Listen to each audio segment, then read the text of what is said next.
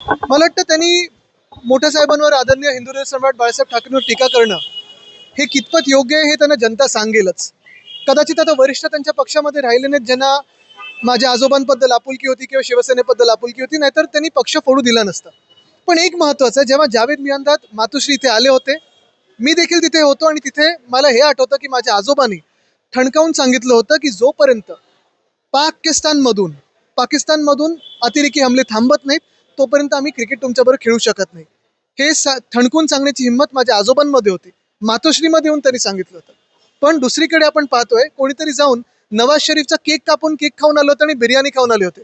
हे पण कोण होते हे फडणवीस साहेबांनी सांगावं आम्हाला.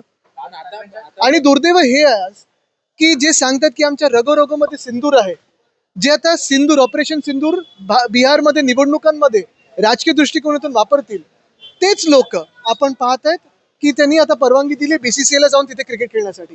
दोन्ही गोष्टी आहेत. बीसीसीआय जे सांगते की तुम्हाला ऑलिम्पिकचे कायदे बघायला पाहिजेत, जागतिक कर्टसी पाहायला पाहिजे. हेच ऑलिम्पिकचे कायदे आणि हेच जागतिक कर्टसी जर तुम्ही पाहिली तर हॉकीवर पण लागू होते. तरी देखील पाकिस्तान सांगते की आम्ही तुमच्यासोबत हॉकी खेळणार नाही. पाकिस्ताननी बॉयकॉट केलंय. पण आमच्या देशातल्या देशभक्त पार्टी किंवा दुसऱ्यांना जे सर्टिफिकेट देतात की तुम्ही पाकिस्तानला जा, ते जाऊन उत्सुक आहेत, कारण बीसीसीआयला जे पैसे मिळतात ती पैशाची लालच भारी पडते.